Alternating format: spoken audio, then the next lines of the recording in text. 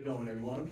Thank you all for coming out to the Tribeca Festival. My name is Matt Barone. I'm part of the programming team. And you all have made the right decision tonight being here for the world premiere of She Loves Blossoms More. And we'll just be preceded by an incredible short film, The Cost of Flesh, so you guys are in for a very special night. We have a co-host for the screen. I first want to quickly shout out the Brooklyn Horror Film Festival, which I actually also am a part of. We'll be back in Brooklyn at Nighthawk Cinema. If you've been there, please give it up. We'll be back at Nighthawk Cinema in Williamsburg this October, so check out our socials and our website to get badges and get more information on that. And also, real quick, a little bit of housekeeping. She Loves Blossoms More is eligible for our Audience Award. How you vote for that is when you exit the theater, there's going to be in the lobby, there's a card with a QR code on it that says Audience Award. You can scan that and vote that way. Or if you have a login for tribecafilm.com, log into the website, go to the My Tickets page, and it'll walk you through the process there, and you can vote for the film if you want to vote for it. So this film is part of our Escape from Tribeca section. This is the second year that we've been doing this section. It's programmed by myself and my partner, Jonathan Penner, who I don't think is right there. He's in the house as well. It's a section that's dedicated to the fans of horror films, action films, sci-fi films, but the fans that appreciate when these films really go for it and get crazy and get wild and they want to have fun watching this stuff. But especially and specifically with this film tonight and the two films we're showing, it's for fans of these films who appreciate when filmmakers take risks and really do something completely unique and original that you haven't seen before. And that's exactly what you guys are all in store for here tonight. Both of these films are incredible. They complement each other really well. They also show you what horror can look like and what sci-fi can look like when you give it to filmmakers who are unafraid of taking those risks and really getting unique and original. And I personally don't think, I've watched a ton of short horror films all year round. Cost of Flesh, the sort of core idea of it is so brilliant. You're going to be like, how come nobody's thought of that before? And I guarantee you've never seen anything like that. She Loves Blossoms More similarly. You've never seen anything like it before. It's really, really incredible. And before we get started, I want to introduce you to both filmmakers. So first we'll start with the director of Cost of Flesh, Tomas Polambi. Please come up here. Yeah.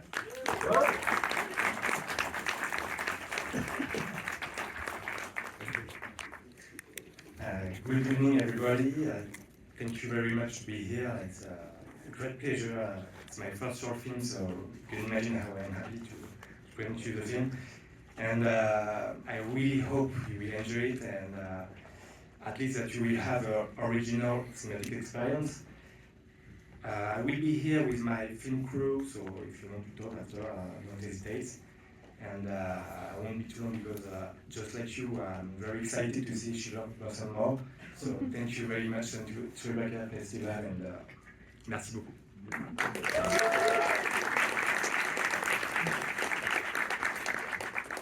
And next, I want to introduce you to the mad genius behind She Loves Blossoms More. Give it up for Yannis Veslemes.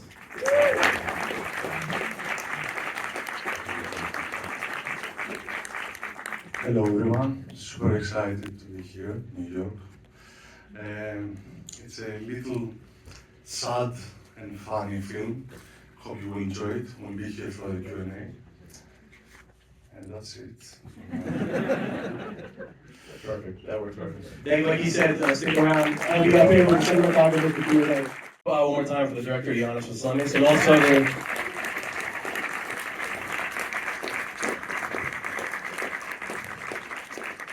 and Christos coming up too? I'm sure, Christos? No. No. So I'm happy to be here with you watching this psychedelic film, along with my producers, Fenia Kosovica and Alex Peran. And my director of photography, Christos Karamanis. And the super cool guys from Yellow Veil. So we were talking earlier, I know this was a long road from when you first started working on this film to the world premiere tonight. It was about 8 years, correct? You've been working on this? Yes, from the early drafts till this one. In the middle, COVID happened and destroyed everything for everyone. Yeah, well, I was going to get into that. So I want to start at the beginning. Initially, when you sat down to write this, was it the imagery? Did the imagery come to you first? Or was there such wild, sort of specific imagery in this with Samantha's head opening and everything? Did it start with the images and you built a story from there, or was it the idea you wanted to tell a story about Greek with these To characters? be honest, this is supposed to be the thing that feels more iconic in the film, this image, but it happened very late in the procedure. I mean, in the beginning it was something simpler and What was it in the beginning? What was it? How was it simple? just a headless, bodiless woman, just a head, without a body. And then towards the last development stages, we end up with this kind of design that was, stuck with everyone. So the initial idea to start with the idea of the three brothers and wanting to tell a story around grief, that's where it all originated for you? Yes, the idea was, to present kind of family drama through a prism of, this kind of, they are nerds, but at the same time they're, it's like a children fantasy film, but with people that, in a sex, drugs, and rock and roll situation, sort of. So I was very, I was born in the late 70s, 79, so I was raised with this kind of Amblin, Spielberg films, and Joe Dante films, full of this kind of imagery, animatronic stuff, and then as I was growing old, I was interested in the more bizarre adult aspects of adult life. Yeah. And you were saying, so it took you the 8 years to make it, and you said the COVID, we were talking earlier that pre-COVID you were looking at shooting it in a different location, not in Greece, we're looking at shooting it. Talk about that. Yeah, we're talking about the initially we wanted to be a more straightforward fantasy film, shot in English. Yeah, with US actors, and to be a more down-to-earth adventure of film. And was it specifically COVID and having to recalibrate that changed that, or was that sort of heading in that direction anyway? Of Yes, COVID, and I felt that this kind of cinema that's basically English speaking, like the cinema of David Cronenberg or this kind of family drama of the 80s. The idea is if you present it through your own language, which is Greek, and I feel safer and more comfort, it will be a hybrid that it looks more interesting in a way. well, for all the New Yorkers in the house, you had mentioned initially you were almost going to shoot it in Yonkers, right? Yeah, yes. How did you end up in Yonkers? We had this crazy idea to cast the Culkin brothers. Yeah, the three kids, the Culkin brothers was this original idea. But it was a long shot, never happened, they never read. One of them read actually. And It was Rory. I think Rory, yes. And Succession wasn't on, I think. What was it? So when you wrote the script, were they in your head all the time? Yeah, I want to have this kind of, people that you change your mind about, if you like them or not during the watching of the film. I mean, there are heroes and there are anti-heroes. They're sensitive, but they are mean. And we wanted to present this kind of to walk on their shoes, and at the same time to feel that they are impossible to be loved. So in a way, this kind of Culkin family had this kind of appeal to me. But okay, since then years go by. And the house you've shot it in is pretty remarkable and very sort of its own kind of strange world. how much of the house did you have to? I mean, obviously it's a lot of set design, but sort of how did the house look when you first entered it, and then You all live in New York and you have this kind of architecture that still remains the same after all these years.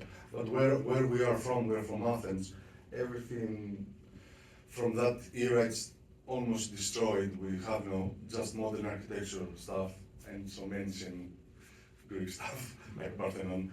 Yeah, but this was a very rare, one of the rare buildings we found in Athens. That's a British kind of built house from 1903, I think.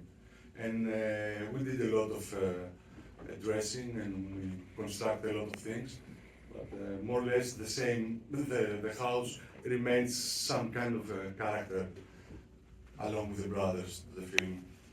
And when you and Christos, the DP, were talking initially, what were your initial conversations about how to sort of approach the visual language of this film? Because that's one of the things that's so striking about it. It's just how sort of every sort of the house itself, almost like you shoot the interiors have almost like a darker sort of toned down look, and then when you go into that courtyard, it's more sort of almost like Mario Bava kind of visually. So how did you guys approach how to sort of turn the house into its own sort of character with the visual language? Yeah, the thing is that if you have to deal with so few actors, and you try to reflect their inner, feelings, you need to go a little bit dark. I mean, and the concept was to construct a whole world in this small, it's not a small house, but in this house and its surroundings, to try to build a whole fantasy world inside this condensed space. So we went for backlit cinematography, lot of smoke and diffuse, to feel that every scene is like it doesn't belong to a certain time, let's say. Yes. Timeless. No, it's a kind of word. Well, I mean, there's times when you're watching, you're not even sure, maybe you're in an alternate reality, where it's like, because there's this talk of the machine brings you back from dimension to dimension. When I was watching that at one point, I was like, maybe we're not even in our actual real dimension. It's just the film has that kind of disorienting vibe to it. We are in a loophole, obviously, and we are witnessing until one point things in a literally straightforward way, and after the half of the movie, things are getting fucked up. Indeed. But so, I mentioned Cronenberg just for one reason, maybe for more than one. But he said at some point that he doesn't want to distinguish reality from dream. So this is the only thing that led us, that even if it's reality or another dimension or fantasy of one of the heroes, we don't distinguish it. I mean, we use a lot of formats, a lot of stocks and digital medias, but everything is trippy from the starting point till the end. Turn to the audience. Anybody in the audience have any questions? Right there. How did your background as a composer influence the film? In a way, I find I love narrative films and I love straightforward stories, but in a way, I think we have seen that a lot in the genre filmmaking, and maybe music has helped me to, when you are listening to a music piece, it can be abstract and can be noisy, or it can be sad and funny at the same time. And here it was a chance to try to make this film work as a music piece. I mean, to have all the moods and simultaneously and all the flavors in a way, which is a tricky thing, and some people dig this and some are hate it. Well, sort of approaching it like that frees you up to not be so kind of strict on like an outline necessarily. You kind of use more of like a free approach to the story, where you can kind of see where the story takes you, as opposed to being so kind of strict with it. To be honest, that was the reason that we with our producer need so many years to fund this thing, because people, and me sometimes, but most of the people really want to have a very compact narrative, or they want characters that they have one kind of to have they're waiting for a redemption towards their end and things like that. And our characters are are not like this. There are shitty people and they're doing bad things, but at the same time they're tender and lovely. I think so. Anybody else? I don't know if you have answered your question. No, yeah. Mike? I really enjoyed the emphasis on practical effects, so can you talk about that, and also the casting of Dominique Pignon from Jean-Pierre Jeunet's films? Yeah. It's a film that has something like 80% of the visual effects are practical effects and animatronics. This started, of course, from the fact that I love this kind of films of the late 70s, early 80s, mid 80s actually. And we just use for some things digital technology just to enhance the practicals. And even when we used digital technology, it was in a kind of retro manner. I mean, to resemble old-fashioned photochemical effects. It's funny because the thing is that this movie is supposed to be set in the early 80s, but many of my influences were from the early 90s films, and one of these was Le Cité des Enfants Perdus, The City of Lost Children of Jean-Pierre Jeunet, and where Dominique Pignon played actually more or less the same character of a inventor, of a scientist that got mad and led to a trouble with his family, let's say. So yeah, I really wanted to use this actor, but if you have watched the films of Dominique Pignon, that usually, he usually plays very weird characters. Instead, here we use him, to play something more down to earth compared to the brothers. We have time for one more. Yeah, right there. Thanks for sharing your film. I wanted to just hear you talk about, I guess how you think about substances. It felt really specific in this movie, like punctuation or something, like the mom, the first thing she does is smoke a cigarette, and the second thing It's full of substances. I mean, there's. Have you watched The Thing of John Carpenter? Yeah, it's a film that in every scene people are drinking alcohol. So I said, or in Naked Glance.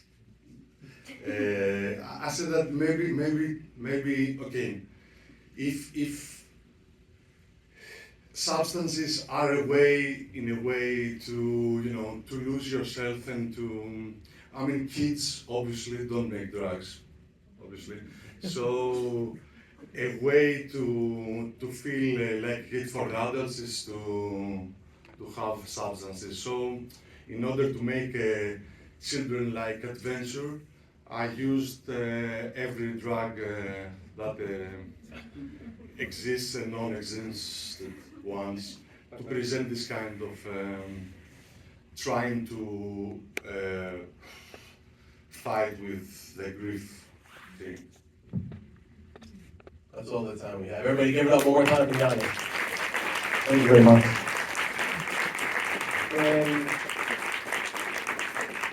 And just a reminder about the audience award. This